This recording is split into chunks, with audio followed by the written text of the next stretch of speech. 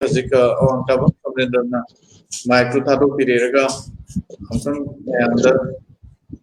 sering kudo nonton tahu ini apa ingin jadi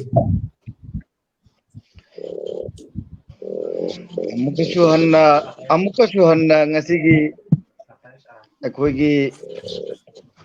ngasigi online gi kutangda sayreng sedunna basida tawgi aribo oza mayam maru oina ngasigi program si simbirakpa oza me hasimbu aina ikoknona khuramjari lona ngasigi arapada anakpada mafam kayada akoigi live sibu engbiraga miyeng tabiduna akoibu pukning thawpi gani haina matam ngaine lebiribe engbiribo mayam boina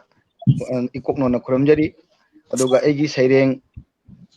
ni haina su ijaba natte aduga sayreng oigibani adugumba sayreng amtang pathokjage eigi sayreng maming ikai naidraba eigi pathokchadugriba sayreng sigi maming ikai naidraba khajing amu chenghumgi machu naidraba i ngaktana thallaba mitei macha aidi sathi nei kai je matam sida mitei nata poklaba achumbabu achumbani haibado khauba khukan panganbagi wahai pumba chumi haiba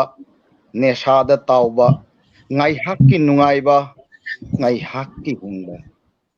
chingna jaidom ikheng sibu nongsagira dhanachandra mirja forgira auba atabana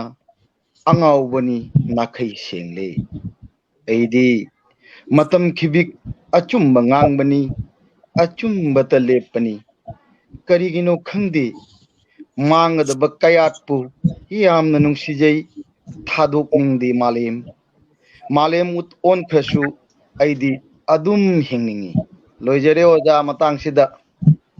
Jadi sumber tanda itu kan orang yang di sana tanda lingkungan di sana sumber sering kudun tuh hidup yang nongol jelas cerita ini cina yang sering kudun tuh hidup jadi amuka na aski host amadi ngasi so yagir bata sing aduga romosibo try sang yaw yengriba dungapu amuka na kurumjari ngasigi aigi ahanba serengi maming he sanat hoirabi he nungsi lairembi he sanat hoirabi lupa mai se laba thabal ipom se pungning ithak hogdabra thabal lainam se nungsi dara nang aigi nungsi basanta do ningsing laktra he nungsi thoirabi nak se aigidi sajubugi lehaw lerin gumbini kalian gi lebak lei gumbini inga ingengi nongju ira gumbini pungning irang hoganbi thawan gumbini langban gi maisada urung gumbini meragi purnima yangai thanil gumbini poinugi lairembi loimom ho gumbini ulen temsingnabi waksingi gulab gumbini aingodadi nahakse nandan kanangi leikol gumbini ayaki mittadi nahakse sargagi apsara dairebaki mineka gumbini nungsi thoirabi laisinda singdonda saliba pakhongse ibanigi warini aira thakta kaidong minariba pombi sela singna khonglibase ai nangi nungsigi surni lemleigum aigi paklaba nungsi pakda tawjabi nahakna irak naduna thakki khobum thanna nungsi laije irik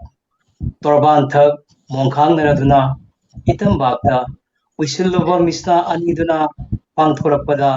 pakhatsakhi nahak korong mayum changkhibada khujem paloinaraduna mongba iranai panglakhibado ningsingdrabra isano aigi amba sareng tangsida usinjare yang nongol jadi sumber tanda sih dan thawai yang nama tanda lingkungan biarkan Ritmana sering kudun tuh hidup jadi ꯑꯍꯥꯟꯕ ꯃꯛꯇꯗ ꯉꯁꯤꯒꯤ host ꯑꯣꯏꯕꯤꯔꯤꯕ ꯑꯣꯖꯥꯕꯨ ꯏꯀꯥꯏ ꯈꯨꯝꯅꯕ ꯎꯠꯆꯔꯤ ꯑꯃꯗꯤ ꯌꯦꯡꯕꯤꯔꯤꯕ ꯃꯤꯌꯥꯝ ꯑꯃꯁꯨꯡ ꯉꯁꯤ ꯑꯩꯒ ꯁꯩꯔꯦꯡ ꯄꯥꯃꯤꯟꯅꯒꯗꯧꯔꯤꯕ ꯑꯣꯖꯥꯁꯤꯡꯕꯨ ꯏꯀꯥꯏ ꯈꯨꯝꯅꯕ ꯎꯠꯆꯔꯤ꯫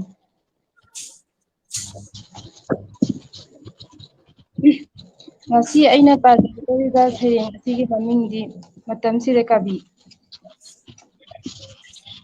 ꯊꯤꯔꯤꯕꯔꯥ ꯅꯍꯥꯛ ꯐꯖꯕ ꯋꯥꯍꯩ, ꯊꯤꯔꯤꯕꯔꯥ ꯅꯍꯥꯛ ꯐꯖꯕ ꯋꯥꯔꯣꯜ, ꯐꯖꯔꯕ ꯏꯃꯥꯔꯣꯜ ꯏꯔꯣꯟꯅꯨꯡꯗ ꯂꯨꯞꯈꯤꯗꯧꯔꯦ ꯃꯇꯝꯁꯤꯗ꯫ ꯌꯣꯛꯈꯠꯂꯤꯕꯔꯥ ꯅꯍꯥꯛ ꯏꯃꯥꯔꯣꯜ, ꯁꯤꯖꯤꯟꯅꯔꯤꯕꯔꯥ ꯅꯍꯥꯛ ꯏꯌꯦꯛ, ꯃꯤꯔꯣꯜ ꯃꯤꯌꯦꯛꯅ ꯃꯍꯨꯠꯁꯤꯡ ꯆꯥꯎꯈꯠꯄꯅꯤ ꯁꯛꯅꯔꯛꯂꯦ ꯃꯇꯝꯁꯤꯗ꯫ ꯌꯦꯡꯂꯤꯕꯔꯥ ꯃꯍꯧꯁꯥꯒꯤ ꯂꯝꯗꯝꯁꯤꯒꯤ ꯐꯖꯕ ꯃꯐꯝ, ꯌꯦꯡꯂꯤꯕꯔꯥ ꯂꯝꯗꯝꯁꯤꯒꯤ ꯏꯄꯥ ꯏꯄꯨꯒꯤ ꯆꯠꯅꯕꯤ ꯀꯥꯡꯂꯣꯟ, ꯃꯃꯤ ꯁꯝꯂꯛꯂꯦ ꯃꯇꯝꯁꯤꯗ꯫ ꯅꯍꯥꯛꯅ ꯀꯔꯤꯒꯤ ꯏꯃꯥꯔꯣꯜ ꯅꯨꯡꯁꯤꯔꯤꯕ, ꯅꯍꯥꯛꯅ ꯀꯔꯤꯒꯤ ꯏꯌꯦꯛ ꯅꯨꯡꯁꯤꯔꯤꯕ, ꯂꯥꯏꯔꯤꯛ ꯍꯩꯇꯕꯔꯥ ꯅꯍꯥꯛꯇꯤ, ꯆꯥꯎꯈꯠꯇꯕꯔꯥ ꯅꯍꯥꯛꯇꯤ꯫ ꯁꯩꯔꯦꯡꯒꯤ ꯃꯆꯪ ꯊꯤꯗꯨꯅ ꯑꯐꯕ ꯋꯥꯈꯜ ꯈꯟ, ꯄꯥꯎꯔꯧ ꯄꯥꯟꯊꯩ ꯊꯤꯗꯨꯅ ꯏꯃꯥꯔꯣꯜ ꯏꯌꯦꯛ ꯁꯤꯖꯤꯟꯅꯔꯤꯕ, ꯑꯣ ꯀꯕꯤ ꯑꯔꯦꯝꯕꯗ ꯃꯇꯝ ꯃꯥꯡꯍꯟꯕꯔꯥ, ꯃꯇꯝꯁꯤꯗ ꯅꯍꯥꯛꯀꯤ ꯐꯤꯗꯥ ꯂꯩꯔꯤꯕꯔꯥ꯫ ꯎꯠꯂꯝꯂꯁꯤ ꯀꯕꯤꯒꯤ ꯑꯁꯦꯡꯕ ꯃꯁꯛ, ꯇꯥꯛꯂꯝꯂꯁꯤ ꯏꯌꯦꯛ ꯏꯔꯣꯜꯅ ꯏꯃꯥ ꯂꯩꯕꯥꯛꯀꯤ ꯐꯖꯕ꯫ ꯂꯣꯏꯖꯔꯦ ꯑꯣꯖꯥ꯫ ꯌꯥꯝ ꯅꯨꯡꯉꯥꯏꯖꯩ ꯁꯨꯝꯕ ꯇꯥꯟꯖꯥꯁꯤꯗ ꯑꯔꯤꯕꯝꯗꯤ ꯁꯨꯃꯥꯏꯅ ꯊꯋꯥꯏ ꯌꯥꯎꯅ ꯁꯩꯔꯦꯡ ꯈꯨꯗꯣꯜ ꯇꯝꯕꯤꯔꯝꯃꯤ ꯃꯌꯥꯝ ꯌꯥꯝ ꯐꯖꯅ ꯀꯃꯦꯟꯁꯨ ꯄꯤꯕꯤ ꯑꯔꯣꯏꯕꯗ ꯀꯃꯦꯟ ꯄꯥꯖꯒꯦ ꯃꯊꯪꯗ